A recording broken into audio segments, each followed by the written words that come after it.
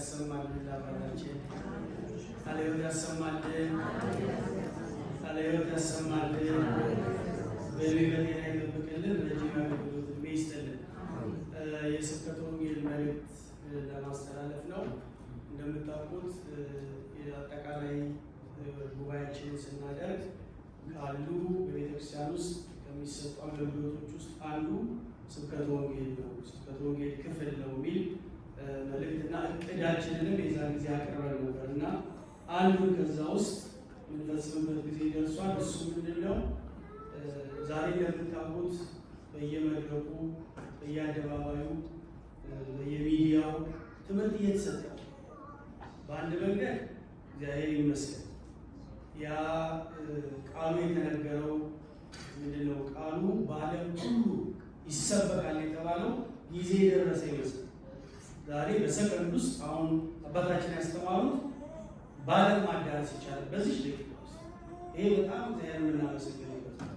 በዛው ልክ ደግሞ እየተጎዳ ነው።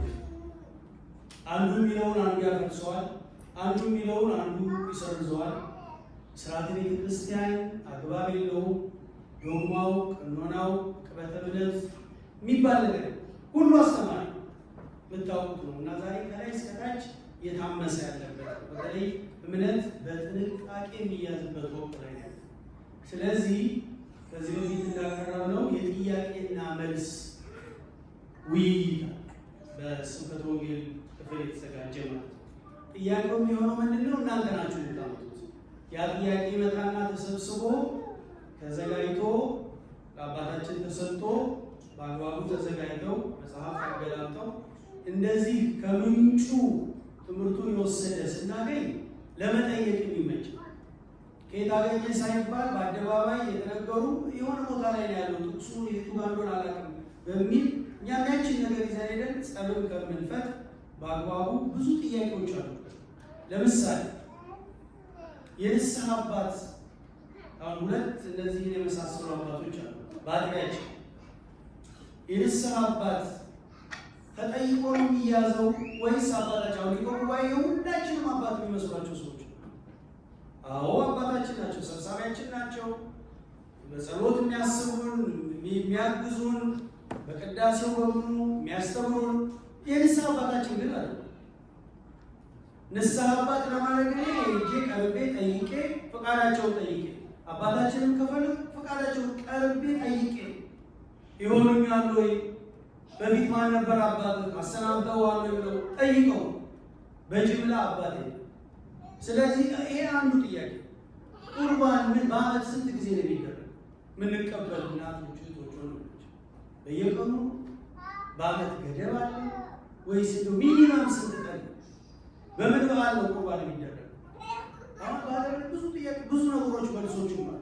እነዚህን ሰብስበን ይሄ ብቻ ቤተክርስቲያን ስንገባ በበርካታ ውስጣችን ያሉ ጥያቄዎች አሉ። እነዛን ማንኛውንም በቀኖና በዶግማ በስርዓተ ቤተክርስቲያን በአጠቃላይ ቤተክርስቲያን በታሪክ ቤተክርስቲያን ታሪክ ላይ ያላችሁ ጥያቄዎች በሙሉ አምጥታችሁ እኔም እሳቸውም ዲያቆን እያየም አለ በክፍል ውስጥ እንቀበልና ያንን አደራጅተን አስተካክለን መቼ እንደሚሆን ግን እነግራችኋለን። ስለዚህ በየሁሉ አባታችንም ያሳስባሉ፣ መድረክ ላይ ይነገራል። ጥያቄዎቻችሁን እንድትሰበስቡና እንድትሰጡ ነው። ግልጽ ነው አይደለ? ግልጽ ነው አይደለ? አያስፈልግም እንዴ? ያስፈልጋል። መቼ ለታ የአባቶች ቀን የተደረገው ጥያቄና መልስ ብዙ ትምህርት ሰጥቶ ብዙ ኮንፊውዥን ነበረው፣ ብዙ ጣውረድ ነበረው። ምክንያቱም እውነት ነው ትምህርት እየተገለጸ መምጣት አለበት። እዚህ የሚሰጠው ስብከት እንደምታውቁ 30-40 ደቂቃ። ስለዚህ ከህይወታችን ጋር የተያዘ ነው እና ይህንን መሰረት ያደረገ ነገር የሚቀጥለው ቀኑ አልተወሰነ እና እዚህ ሊሆን ይችላል፣ ታች ወርደን ሊሆን ይችላል። ቁጭ ብላችሁ ሁሉም ሰው ማንም የሚያስተናግድ የሚያጥር የሚጠብስ የሚቀጥል የለም። ቁጭ ብሎ ጥያቄና መልሱን ይካፈላል። ስም መጻፍ ከፈለጋችሁ ትችላላችሁ፣ ግን አያስፈልግም። ምናልባት በአግባቡ ካልተመለሰ ግን እንደው እቺ ጥያቄ እኮ እንደዚህ አይደለም እንዲህ ነው እናንተ ያወራራችሁ ብላችሁ ግን ደግሞ መጥቶ እንደገና ኮሙኒኬት ማለት ይቻላል። ስለዚህ የሚከለከል ጥያቄ የለም። ያንን ከዛሬ ጀምሮ መሰብሰብ እንጀምራለን። እታች ደግሞ ምናልባት መገናኘቱን ከሌለ ባክስ ነገር እናስቀምጣለን። የጥያቄና መልስ ምትል ያላችሁን ሀሳቦች እዛ ላይ መጥቀስ ትችላላችሁ ማለት ነው። እግዚአብሔር አምላክ የዛ ሰው ይበለን።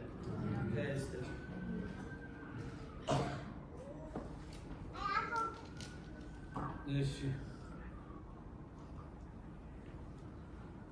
እውነት ነው።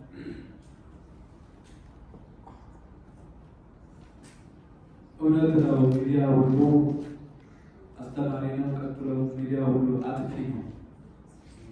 ብዙ ሚዲያዎችን ያጠፋሉ፣ ደግሞ ጥሩ ትምህርቶችን የምናገኝባቸዋል እና ከዚያ ውስጥ ይሰማል። ሁሉንም አይደለም መስማት ያለባቸው፣ መርጣችሁ አይታችሁ ነው እንጂ ሁሉም ያወጣ ሁሉ ሚዲያ እውነት አይደለም እና የቤተክርስቲያንን ሕልውና የሚንድ የክርስቶስን ቤተክርስቲያን የሚንድ በአብዛኛው ያለውና ይህንን አስባችሁ የቤተክርስቲያን አባቶች መምህራን አሉ። እዛ ላይ መስማት የምትችሉት መርጣችሁ ነው መስማት ያለባቸው እና በዚህ መሰረት ደግሞ ጥያቄ ካመጣችሁ ደግሞ ከሰማችሁ ግን ጥያቄ ደግሞ የተሳሰብንበት በጥያቄው መሰረት መልስ እንሰጣለን። ከመጽሐፍትም ከአባቶች ይጠይቃል ማለት ነው እና ይሄ ነው።